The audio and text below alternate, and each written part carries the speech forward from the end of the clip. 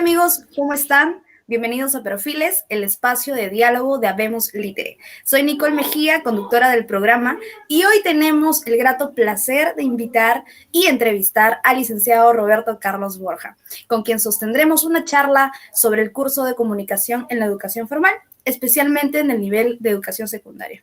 En los comentarios nos va a acompañar el profesor Daniel Yupanqui, a quien ya nos estaba acompañando en otras entrevistas, editor de la página Habemos Litere. Muy buenos días, licenciado Roberto Carlos. ¿Qué tal? ¿Cómo está? ¿Cómo se siente? Buenos días a ti, buenos días a Daniel. Gracias por invitarme a este pequeño espacio y hablando del tema sobre la comunicación en el área de secundaria. Perfecto. Muchas gracias a usted por estar aquí en el programa y compartir sus sabios conocimientos acerca del tema que vamos a tratar hoy. Muy buenos días, profesor Daniel. ¿Qué tal? ¿Cómo está? Hoy día vamos a estar como comentarista. Sí, así es. ¿Cómo estás, Nicole? ¿Cómo estás? Bien, voy a estar con todos aquí siempre en Perfiles, teniendo invitados justamente de la talla que nos caracteriza, y quisiéramos realmente en esa oportunidad darle espacio a ese tema en vista de un contexto en el cual poco a poco estamos saliendo ya de las restricciones de la pandemia y se quiere que el regreso sea gradual, ¿no? y voluntario. Eh, con, con el licenciado Roberto Alexander Carlos Borja, hemos trabajado en el nivel de educación superior. Sin embargo, él también tiene experiencia en la enseñanza en el nivel secundario y nos va justamente a hacer, digamos, a dar esa información justamente que sea complementaria a su hoja de vida. Adelante, Nicole. Sí, como usted lo menciona, profesor Daniel, vamos a conocer un poco más de nuestro invitado. Roberto Carlos Borja es egresado de la Facultad de Educación de la Universidad Nacional Mayor de San Marcos, con estudios concluidos de maestría en su alma mater. Domina el inglés y el portugués y cuenta con especializaciones de ambos idiomas en la Universidad San Martín de Porres. Es titulado en educación primaria y ha cursado la carrera profesional de ecoturismo en la Universidad Nacional Federico Villarreal. El licenciado Roberto Carlos se ha desempeñado como capacitador docente en el Colegio San Vicente de Paúl y docente de educación superior en la Escuela Técnica del Ejército de Chorrillos y Simón Bolívar.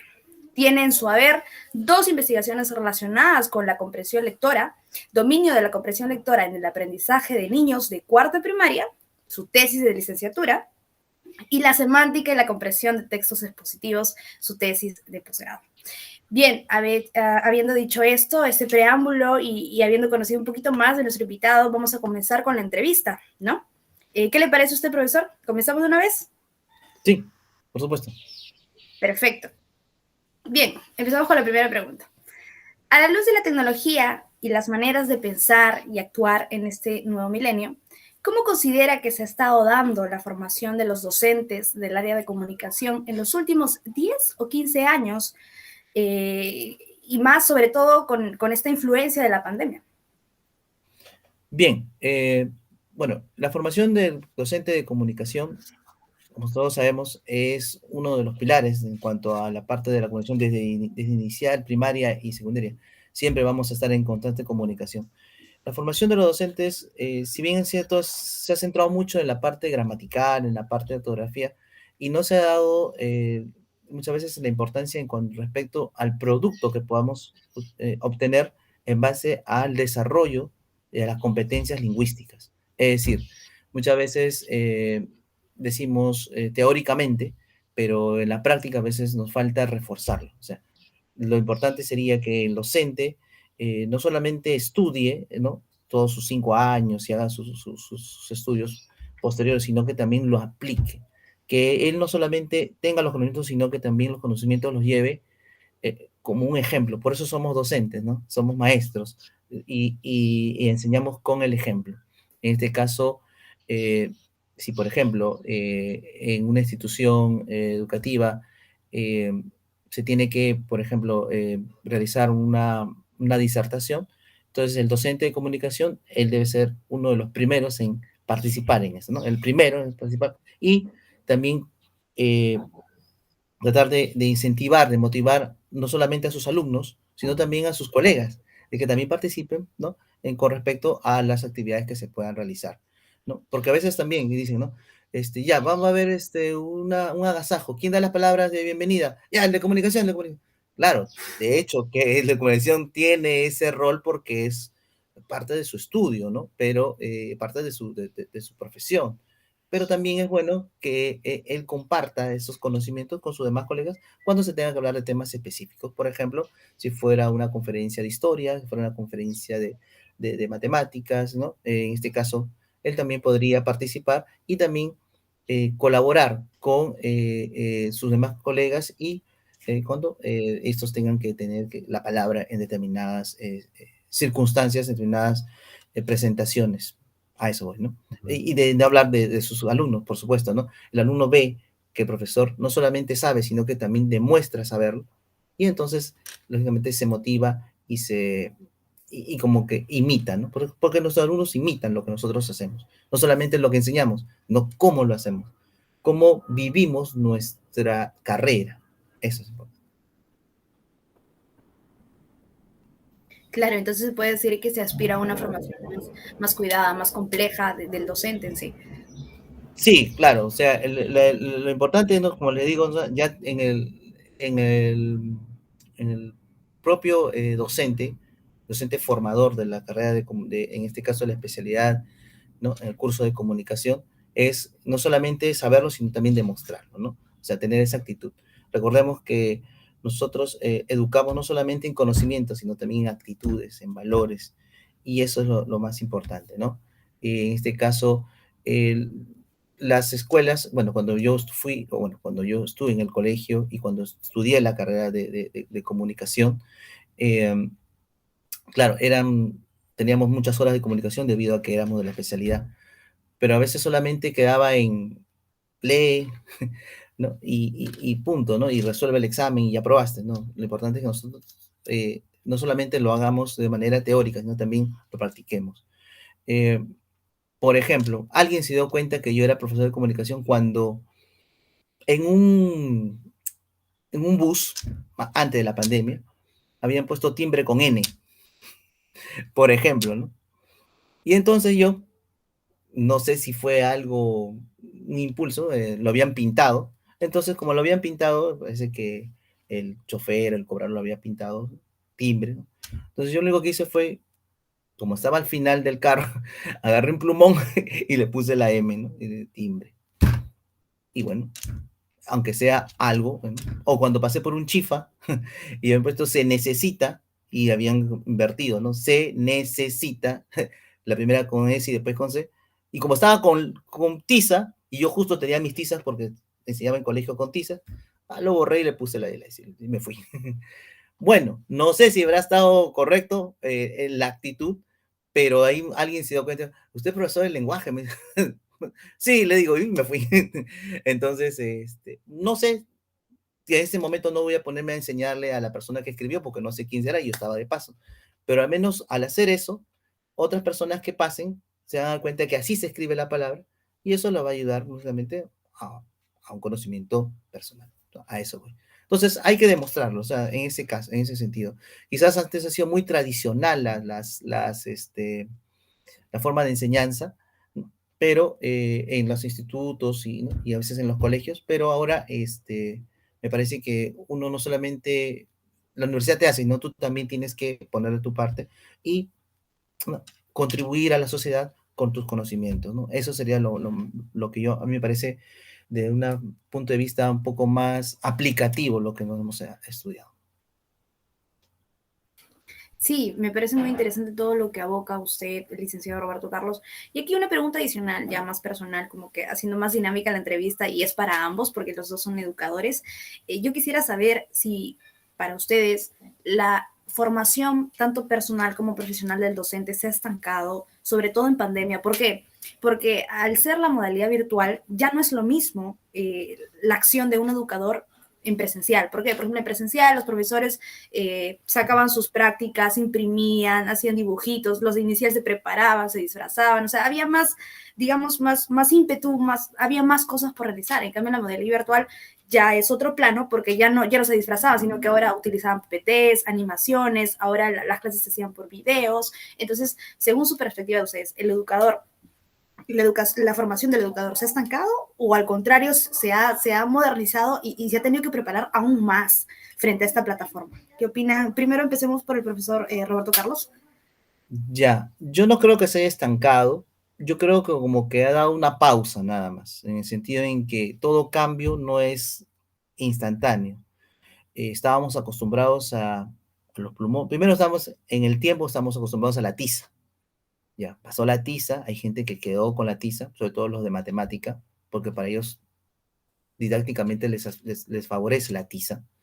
Para los de comunicación y otros cursos ya utilizamos los plumones, una pizarra en blanco, ¿no? La pizarra acrílica, pero ahora estamos con un cambio, si bien no radical, porque ya la tecnología se ha venido usando hace años, pero no era tan obligatoria o tan necesaria con urgencia, o sea, no era tan urgente debido a este tema de la pandemia que nos ha agarrado de un momento a otro prácticamente. Entonces hemos tenido que solucionar ese tema. Entonces, sí, no va a ser lo mismo, y yo lo sostengo, una educación presencial, donde tienes todo el ámbito, tienes a la persona de una manera directa, eso lo sabemos los que enseñamos comunicación, una comunicación directa, ya no indirecta a través de un medio de comunicación como es el Internet. Pero, entonces, si esa posibilidad, esa puerta se cierra de la presencialidad, entonces hagamos o tratemos de hacer lo que hacíamos presencialmente con la parte virtual.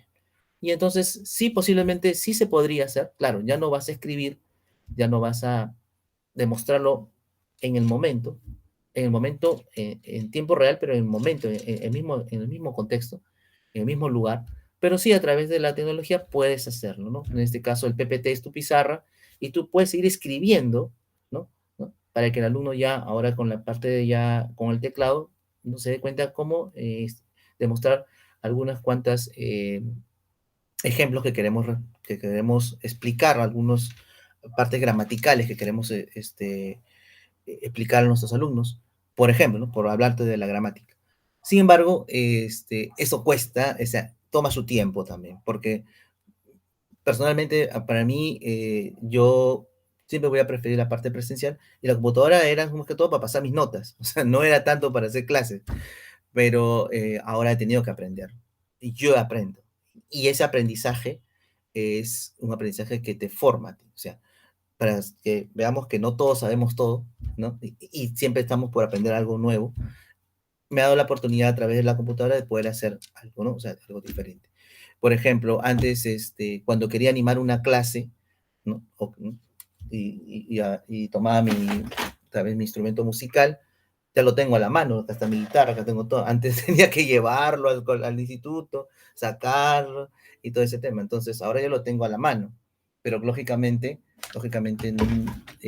la presencialidad es un poco más acogedora, ¿no? En ese sentido, es más vivencial. A la distancia se puede, claro, se puede, porque es tiempo real, pero tú estás allá, yo estoy acá. Entonces, ¿no? La interrelación es un poco más distante. Sin embargo, hay que acomodarse, ¿no? Hay que acomodarse a las circunstancias hasta que todo esto o vuelva a la normalidad, si es que le llamamos normalidad lo que era antes de la pandemia, o de lo contrario, ya sea parte de esta nueva forma de enseñanza. Ahí está. Claro. Gracias. Perfecto. Profesor Daniel, ¿qué opina usted respecto a esto? Bien, yo creo que hemos ganado en cobertura y en tecnología.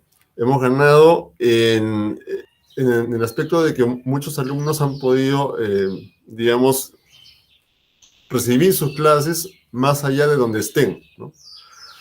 Que, digamos, es clave, ¿no? Sobre todo en los últimos niveles de educación formal, ¿no?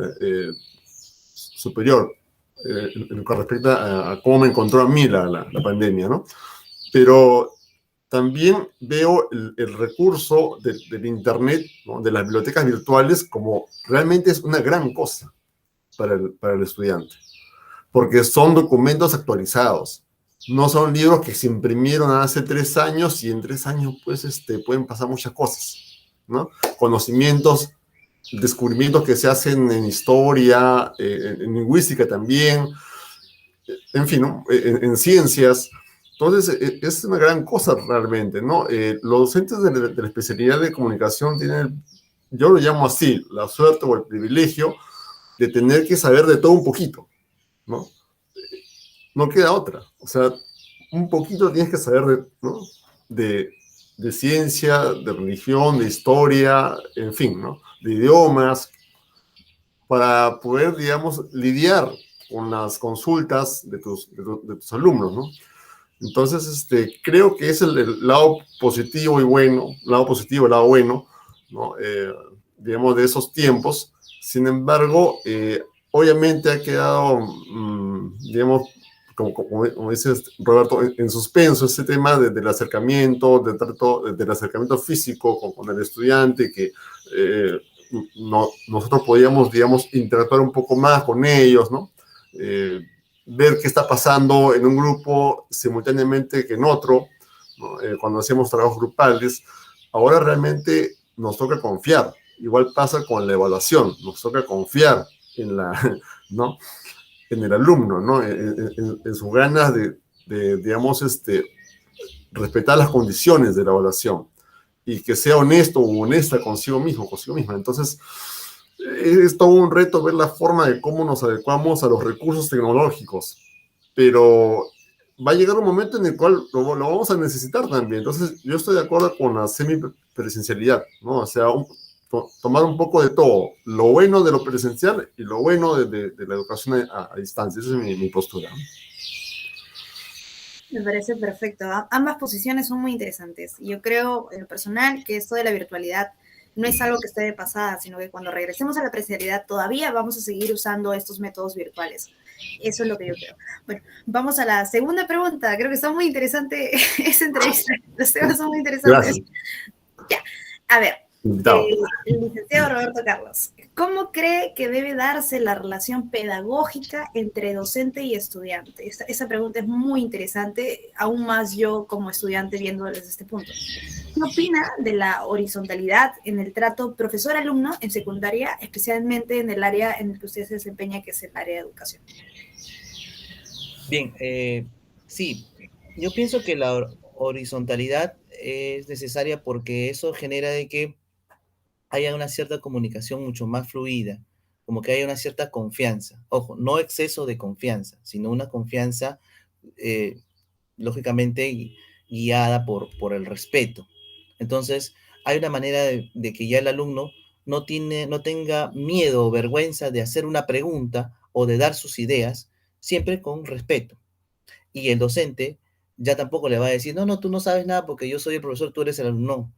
A ver, el profesor va a entrar a ese nivel, ¿no? Lógicamente siempre, como les digo, a través de la cortesía, y va a escuchar lo que dice el docente, y puede ser que de ahí haya una respuesta que sea muy interesante, una cuestión muy interesante en la cual se pueda debatir. Y los debates siempre son interesantes porque alimenta, porque te llena de conocimientos, te llena incluso hasta la forma como lo dices. Entonces enriqueces tus conocimientos, enriqueces también la manera como te expresas allí, ¿no? Una vez me acuerdo que le hacía preguntas a un docente cuando yo era estudiante aún, y bueno, me dijo, bueno, ¿tú quieres decir tu opinión? Pasa, adelante, me dice, y tuve que, delante de todos, y hablar, y me paré en el lambón es en este caso el profesor, y hablé y conversé, entonces, gracias, profesor, le dije, eso era lo que querías poner.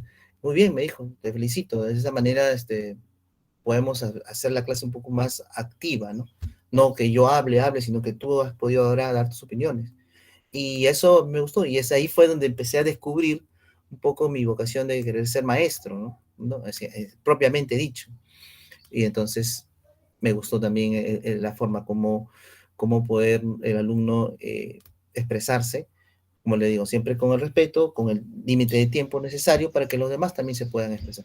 Ahora, de forma virtual, a veces hay un problema, el hecho de que no los tienes al frente, muchos a veces están en clases sin cámara, por N razones, están en la calle, o están, o En están su cuarto. ¿no? En su cuarto, o no se han peinado, o qué sé yo, ¿no? Entonces, el tema es ese, entonces pero bueno, al menos lo escuchas y a través de la de forma auditiva ya te puedes ir comunicando de esa manera, ¿no? Pero lo ideal es que ¿no? Prenda su cámara para que se vean de los dos planos, ¿no? Tanto visual como auditivo, que es lo real. Cuando tengan que realmente enfrentarse a una situación eh, como la de una exposición, de una presentación, ¿no? Una opinión en la calle, que puede venir un comunicador y te hace una pregunta, entonces tener esa soltura, tener esa forma. Y con respecto a la relación, para no ir del tema, con la relación del docente con el alumno, me parece que es una manera muy directa y también bastante, como te dije en un inicio, de bastante confianza, de bastante seguridad. Eso genera en el alumno seguridad, ¿no? Que él también tome la batuta de la clase en determinado momento, expresando sus ideas. A mí me parece muy bueno. Ya dejarnos un poquito de que el profesor está arriba y el alumno está abajo, ya no me parece como que ya las cosas, al menos en el aspecto educativo, debe estar en la parte. Siempre, como te digo, y lo recalco una vez más, guardando el respeto, ¿no? El respeto guarda el respeto, y en este caso el docente va a ser siempre docente y el alumno va a ser un estudiante, pero se va a sentir una persona, se va a sentir muy seguro de sí y se va a sentir feliz. Que así su respuesta no sea quizás tan aceptada por los demás, al menos ya dio y toda opinión siempre se respeta. Totalmente de acuerdo.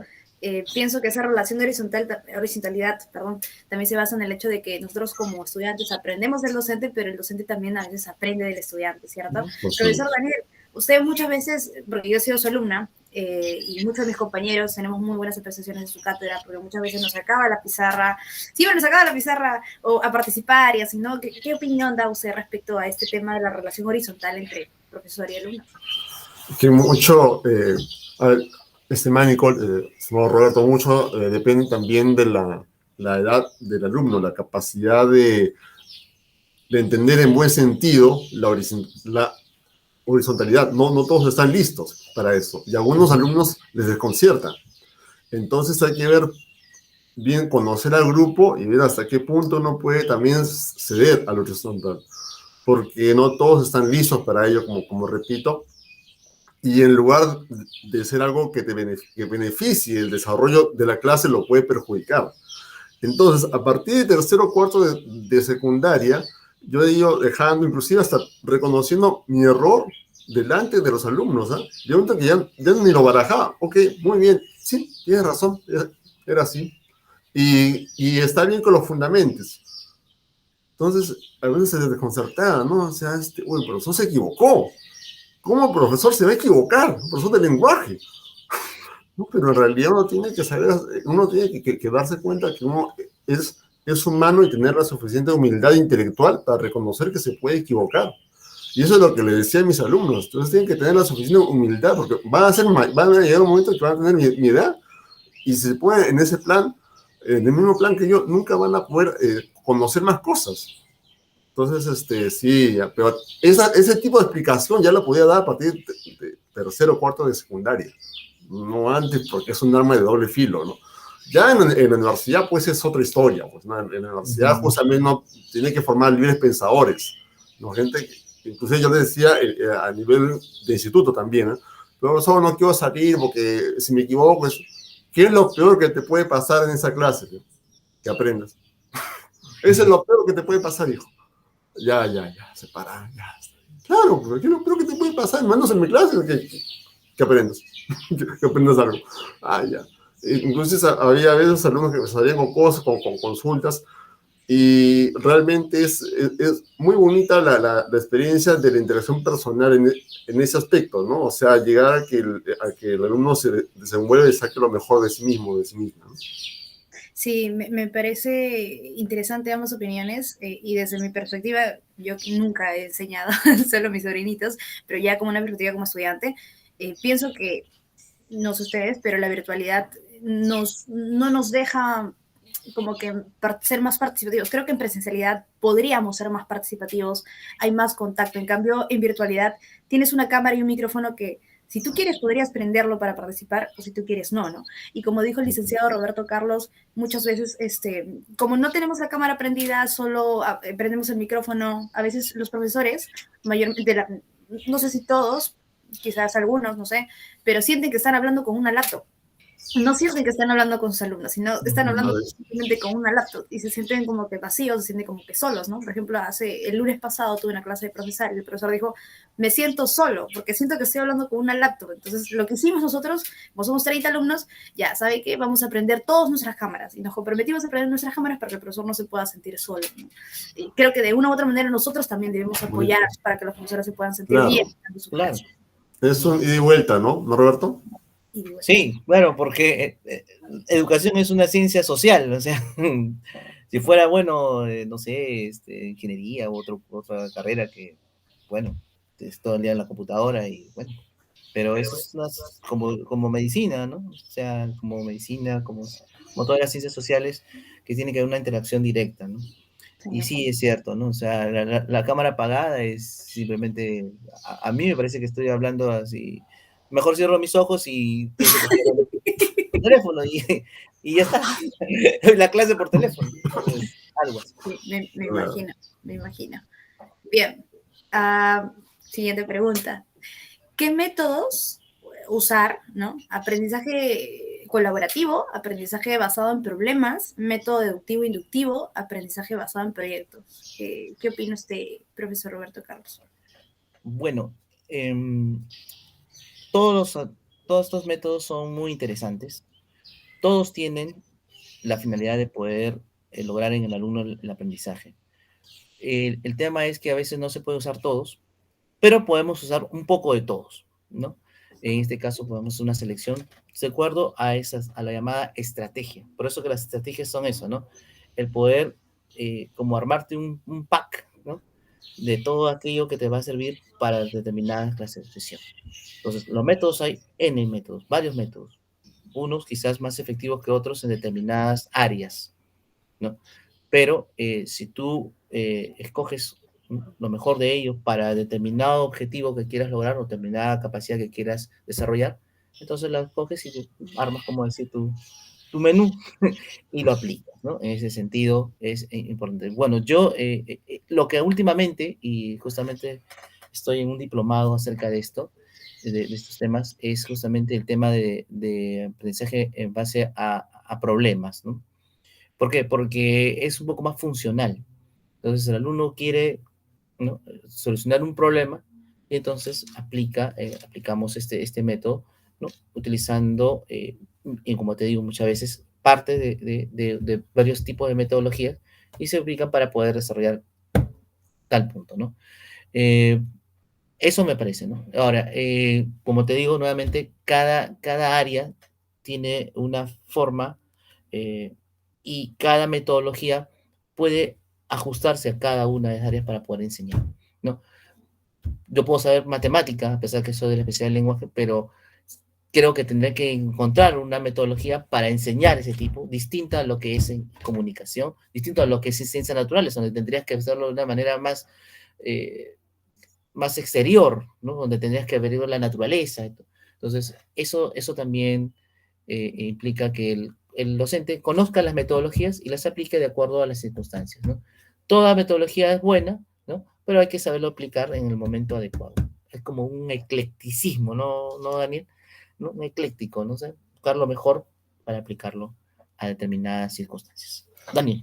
Sí, pero ser ecléctico, estás con el micrófono apagado. Lo que pasa es que acá a veces hay un poco de bulla, por eso que lo había apagado un ratito el micrófono. Sí, yo recuerdo, voy a dar dos ejemplos concretos. Uno de la época del siglo pasado, cuando era estudiante, cuando estaba en el colegio. No sé si te acuerdas, hubo un tiempo en que el gobierno de turno hizo campaña para que la gente, para que las madres de familia vacunen a sus hijos pequeños, ¿ya? De las enfermedades pues, que podían darse más adelante, ¿no? La polio, en fin, qué sé yo. La cuestión fue que a nosotros, que cuando estábamos en cuarto de secundaria, nos pidieron producir carteles, ¿no? Vacuna a tu hijo para que no le dé esto, eso, lo otro, ¿no? pero con plumones bonitos, ¿no? Tenemos que esforzarnos. ¿Por qué? Porque íbamos a salir con eso por los alrededores del colegio. Entrar a zonas donde justamente hacerlo vistoso para que las madres de familia vieran y sentarnos y explicarles en algún momento dado, ¿no? Por qué era importante que vacunen a sus hijos, ¿no? Yo puedo empezar ahora, y he visto lamentablemente en la calle ya actualmente, ¿no? Jóvenes de entre 17 y 20 años fumando, con la mascarilla acá abajo, fumando. O sea, ¿para qué te va a servir la mascarilla? O sea, igual estás atentando contra tu salud, ¿no? Entonces, de verdad. Ahora, ¿cómo podríamos, por ejemplo, aplicar el método de aprendizaje basado en problemas? Justamente citado en un caso, ¿no? ¿Qué harías tú? ¿Cómo persuadirías tú a alguien, a un compañero tuyo, de que no fume, ¿no? Por ejemplo. Entonces, ¿y cómo podríamos hacer esto mucho más masivo? Que ellos apliquen justamente lo que conocen, porque como usuarios de redes sociales también se van a esforzar, van a decir, pero ya creamos una página en Facebook, profe, ya. Ok, muy bien, no está mala idea, está bien, sí. A ver, ¿cómo lo haría? A ver si trabaja de manera individual o grupal, ¿no? Ya depende justamente de las condiciones, de los recursos de tiempo que tengamos, ¿no? Pienso, mi humilde opinión. Sí, aquí una breve apreciación. Yo siempre metiendo mis apreciaciones. Lo que pasa es que yo pienso que, como dice el profesor Roberto Carlos, debe haber un eclecticismo, pero creo en conocimiento y metodología. Creo que la metodología es muy importante. Yo he tenido profesores que tenían mucho conocimiento y se notaba, pero no podían llegar al alumno. Es decir, yo sabía que conocía, yo sabía, era un profesor de Derecho Procesal, yo sabía, yo lo veía litigar, sabía que conocía ese profesor, que tan capo, que tan crack, pero cuando nos enseñaba a los 100 y pico alumnos que éramos, no le entendíamos, no podía llegar sus conocimientos a nosotros. Y eso era porque finalmente comprendimos que no tenía metodología, era muy desordenado. Entonces creo que no sirve de nada tener los conocimientos si no lo acompañas de una metodología para que esos conocimientos puedan llegar al alumno. ¿No creen ustedes como profesores? No, Yo te voy a claro. decir algo que lo descubrí desde antes de ser profesor. Yo en el colegio, yo estaba en un colegio, lo puedo decir, ¿no? Colegio San Antonio, que es el colegio siempre rival con el San José Maristas, del cual pertenece Daniel. Este, ambos son en el Callao. Yo me acuerdo que ya cuando estaba en cuarto, quinto de secundaria, bueno, me daba cuenta que algunos profesores sabían, pero a veces les costaba llegar, no tanto por un tema X, ¿no? O sea, quizás también eran ya muy mayorcitos también. Entonces yo decía, a ver, yo llegué a aprender esto, ¿cómo lo aprendí? Ya, entonces yo ordenaba en mi mente cómo había yo aprendido tal cosa, ya sea por mi propia cuenta leyendo el libro y con lo que el profesor me decía. Entonces lo ordenaba y yo me acuerdo mucho que utilizaba mucho los cuadros sinópticos. Para mí el cuadro sinóptico me ayudó no solamente a comprender, sino a guardar toda la información de forma ordenada. Entonces ya no me olvidaba. Y yo lo hacía en mi cuaderno, cuando todavía eh, no había aparecido el boom de los organizadores visuales para los resúmenes. ¿Te acuerdas, Daniel? Eso fue posterior, ya, bueno, cuando yo ya Claro. estaba ya en quinto, ya para salir del colegio. Entonces, así, así dije, si yo aprendí así seguramente muchos querrán aprender. Y me formé una metodología, o sea, que después ya la fui reforzando cuando ya estudié la carrera. Y entonces cuando yo explico como como yo quisiera que me explicara el profesor, ¿no? Y entonces explicaba, y muchos aprenden. Algunos ya dan con la idea, o sea, rápido, ¿no? Pero hay otros que se demoran un poco más, pero lo logran. Entonces me dijeron, ¿no? Profesor, qué bueno, a usted sí le entendemos, ¿no? Incluso he podido enseñar hasta cursos que no eran de mi especialidad. Algunas veces en los colegios te dan, no, de relleno, ¿no? Arte, te dan cursos así, ¿no? Sí, Bueno, dije, bueno, arte. me Entonces ha dije, pasado. ¿no? Entonces, ¿cómo enseñaría arte? ¿No? ¿Cómo lo aprendí yo? ¿Cómo aprendí a tocar la guitarra? O sea, ¿cómo aprendí esto? O sea, y entonces esos pasos, ese paso a paso, esa secuencia, la aplicaba yo. Y veía que los chicos lo aprendían, ¿no? Y ahí me daba cuenta que alumno era más rápido y que alumno sí le costaba más. Y ya, ¿no? Ya diferenciaba. Y eso es lo que se busca ahora, que uno diferencie, o sea, que uno conozca a su alumno y le dé la forma, o sea, le dé, ¿cómo decir?, la metodología a ese determinado alumno, ¿no? Puede ser una metodología general, y ya cuando ves que más del 50, más del 60, 70, 80% entendió, habrán 2, 3, 4 que no la captan. Entonces a ellos ya te dedicas con una segunda metodología con ellos. Y ya, mientras que los otros ya están resolviendo, porque ya ellos simplemente los pules a los que ya aprendieron, ¿no? Profesor, ¿qué es esto? Ah, ya, ese es esto se coloca por esta excepción, tanta. Ah, ya, gracias, profesor, listo. Entonces, así se podría hacer. Pero hay que conocer al alumno y hay que aplicar una metodología de esa manera. Una vez, lo voy a decir, justo me estaba acordando ayer, yo estaba enseñando justamente comunicación, que se llama lengua y expresión castellana, no sé si te acordarás cuando trabajamos juntos allá. Lengua y expresión castellana se llamaba, ¿sí? Lenguaje y expresión castellana. Lengua castellana. Y entonces yo entro y los alumnos me dicen, profesor, ¿usted conoce al profesor tal?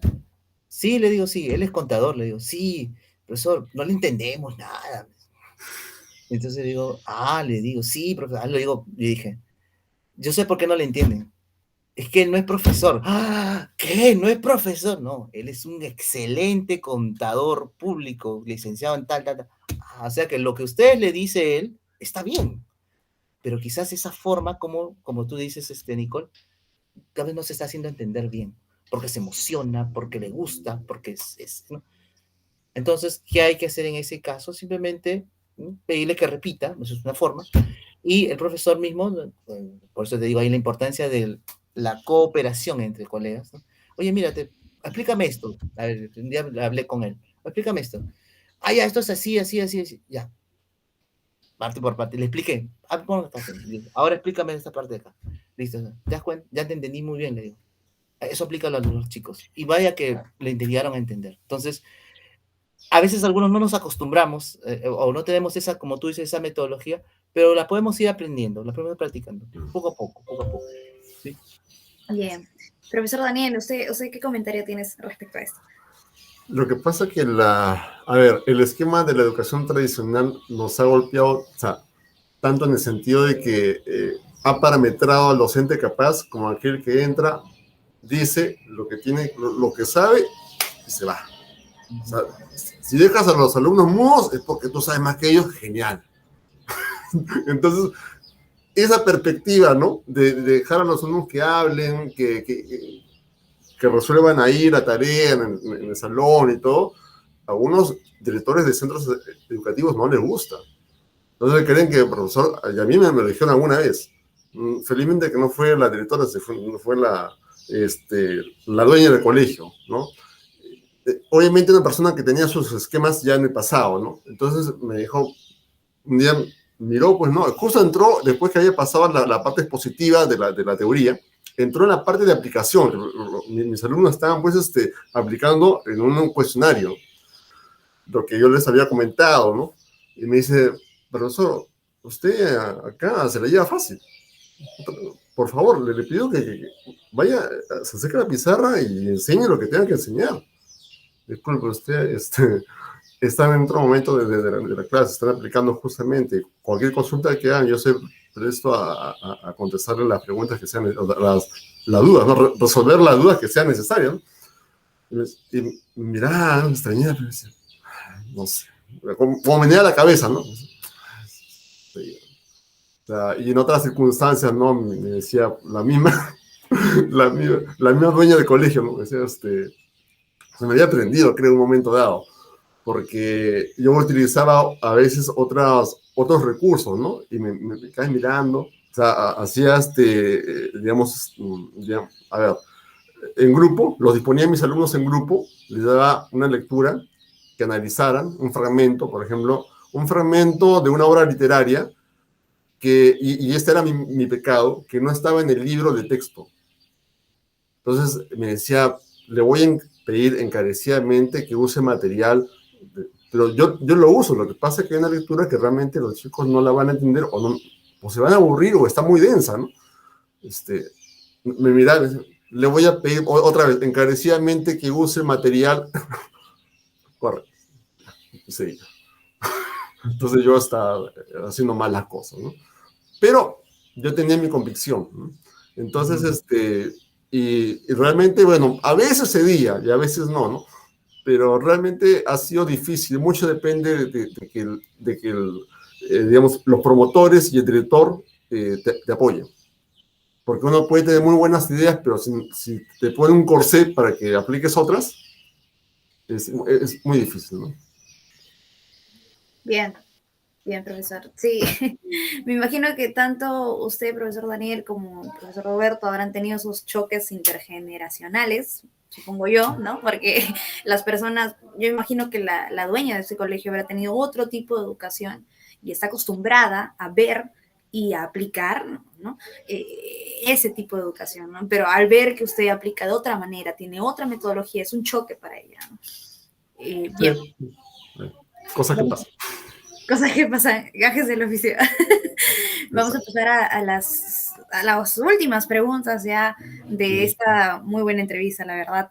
Licenciado Roberto Carlos, ¿qué opina de los siguientes propósitos de la educación básica regular al 2021? ¿Considera que se han cumplido? Estos propósitos fueron planteados en el 2008, se los presento. El primero fue el dominio del castellano para promover la comunicación entre todos los peruanos. El segundo propósito era preservar la lengua materna y promover su desarrollo y práctica. Y el tercer propósito era conocimiento del inglés como lengua internacional. Bien, justo ese siempre ha sido un tema que a mí me ha llamado la atención y bueno, en verdad me parece un poco ambicioso, pero a la vez, si no somos ambiciosos no logramos mucho. Pero también hay que ir paso a paso y que todos se pongan de acuerdo. ¿Por qué lo digo? Yo hasta en todos los lugares que he trabajado, eh, se ha dado importancia a la comunicación, el castellano, pero más se le da importancia a las matemáticas. Yo no sé por qué querrán que todos en educación sean matemáticos, todos vayan a la uni, no sé, no lo sé, quizás es importante, ¿no? Pero eh, uno no nace calculando, o sea, uno nace hablando cuando está niño, entonces es niño, y entonces la comunicación, y ahí viene el curso de comunicación integral, como lenguaje, como lo quieran llamar, es básico. Entonces, cómo yo me desarrollo socialmente? A través de la comunicación, no a través de haciendo cálculos. Eso es posterior. No digo que no sea importante, pero es posterior. ¿Mm? Entonces, en ese caso, yo creo que ahora con la tecnología, ahora cuando tú escribes, ya hay un corrector, incluso en el WhatsApp.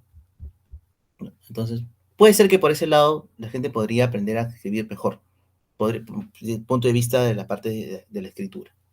¿Sí? Y en la parte de la comunicación, eh, a veces hay una forma estándar de hablar, ¿no? De comunicarse, pero más nos gusta la parte no estándar, o sea, la parte informal, ¿no es así? Porque es más común, porque ¿no? Es más corta, usamos las palabras, usamos a poco, pues. Bueno, y al final dicen, ¿no? Con tal que te entiendan es suficiente. Sí, pero hay que entenderse bien, o sea, hay que hacerlo, ¿no? Hay que hacerlo bien, ¿no? En ese sentido, es como cuando nos alistamos y nos vestimos, ¿no? Vamos a ir a un lugar, tenemos que estar al lado. No, con tal que estés, ya es suficiente, ya, y tú hablas. No, no es así, o sea, es importante que estés, pero que estés bien. Entonces, es importante que hablemos, pero hablemos con claridad, con propiedad, adecuadamente, ¿no? No que vamos a ser unos académicos de la lengua, pero sí algo que se vea más, eh, mucho más preciso, ¿no? Más acorde a las circunstancias que se dan. Con respecto al quechua, igual, nuevamente, en todas las escuelas y institutos que yo he enseñado, no hay ninguno que promovía el quechua. Yo el quechua lo he aprendido porque en literatura de cuarto de secundaria, tú lo sabes bien, Daniel, se estilaba enseñar lengua, literatura peruana. Entonces, necesariamente aprendes un Y poco alguno que otro quechuismo. quechuismo, ¿no? Luego una vez estaba yéndome a trabajar, cuando trabajaba junto con Centro de Lima, con Daniel, y vendían un librito de quechua, una hojita nomás, y me lo compré porque a mí me gustan los idiomas. Y entonces es muy importante, a mí me parece que será importante, porque aparte te da un alto grado de identidad nacional, de tus raíces, el quechua, ¿no? El quechua. Ya no sabrás aymara, no sabrás otras, las lenguas ayánicas, bueno, ya eso es un estudio más complejo, ¿no? Si quieres estudiar más, ya investigas. Pero el quechua, lo importante, lo básico, ¿cuántas veces le decimos al gato, michi, michi, michi, michi, michi, michi? No sabemos que michi significa gato en quechua, no sabíamos, pero le decimos michi, ¿no? Entonces, es así, ¿no? ¿Cuántas veces hablamos, ¿no? Decimos esta palabra, ¿no? Uy, mira, los han atrapado, están calatos. Y calato es una palabra cala que que significa desnudo en quechua. O sea, utilizamos palabras en quechua, pero no sabemos qué son quechua. Entonces sería bueno saberlo, saber de dónde también viene ciertas palabras que usamos en nuestro castellano, lengua materna para la gran mayoría de los peruanos, y que aprendamos a conocerla y valorarla, ¿no? El quechua, ¿no? Es importante, me parece, te da identidad. En Paraguay tengo entendido que les enseñan guaraní desde que están en el colegio, en nido. ¿Por qué no en el Perú? ¿No? ¿Por qué no hacerlo? Si también es una lengua el quechua ha sido una lengua que se ha difundido en todo el imperio incaico, no simplemente una comunidad nativa, es un imperio. Entonces vemos eso. Y el inglés, bueno, yo desde muy pequeño, mis familiares, varios tíos viajaron a Estados Unidos, el tema del sueño americano y todo esto, ¿no? Y también por una cuestión económica. Entonces fueron a buscar oportunidades al extranjero, ¿no? Y me enviaban, pues, estaba yo en el colegio, me enviaban folletos, me enviaban todo en inglés, y lo tuve que aprender porque tenía el deseo de querer saber qué cosas decía ahí, ¿no?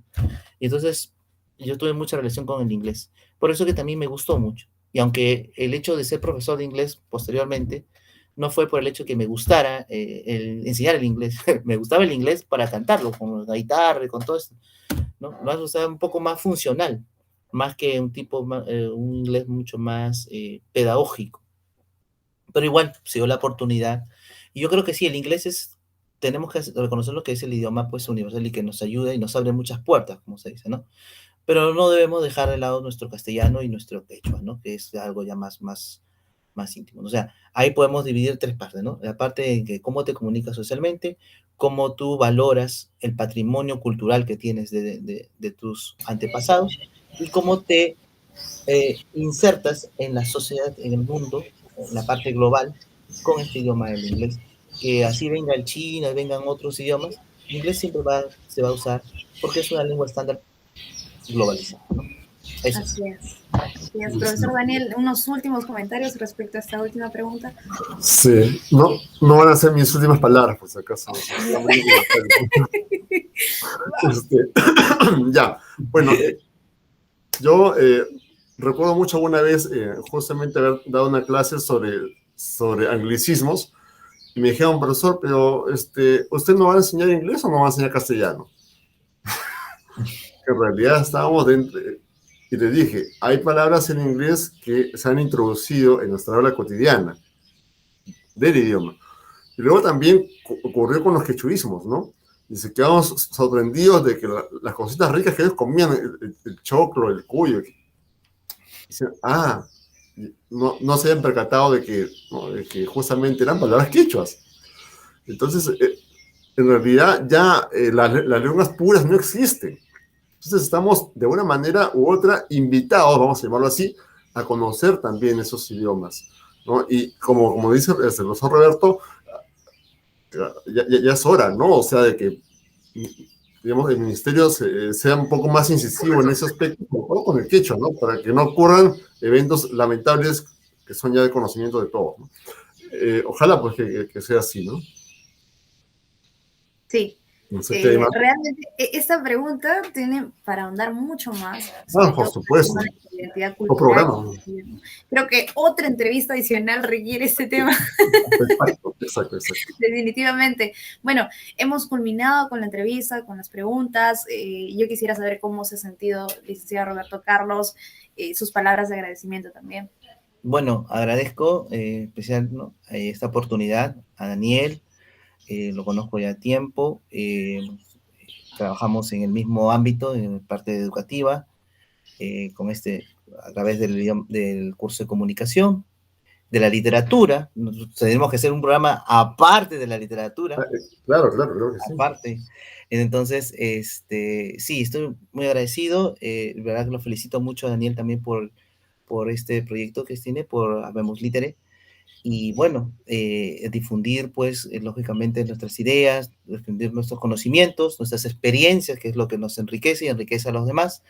Y bueno, y pasar un momento pues agradable en una tertulia muy enriquecedora, ¿no? Y bueno, un gusto Totalmente. haberte conocido, Nicole, y bueno, sigue así, muy bien, ¿no? Bueno, Y para ah, nosotros ha sido un gusto tenerte aquí, conocer un poco más de tu perfil y con ello justamente tu modo de pensar, ¿no es cierto? Tus reflexiones acerca de ese tema tan, tan importante. Muchas gracias, Roberto. Muchas gracias, Nicole, por el apoyo. gracias, Nicole. Gracias, Daniel. Que A tengan todos ustedes. un buen fin de semana. Muchas Muchas, gracias. muchas gracias, profesor Daniel. Muchas gracias, profesor Roberto. Esto fue Perfiles con el licenciado Roberto Carlos y como comentarista nuestro querido profesor Daniel. Queridos seguidores, me despido, nos despedimos y recuerden visitar nuestra página www.habemoslitere.com. Somos Letras y Comunicación para el Mundo. Hasta pronto.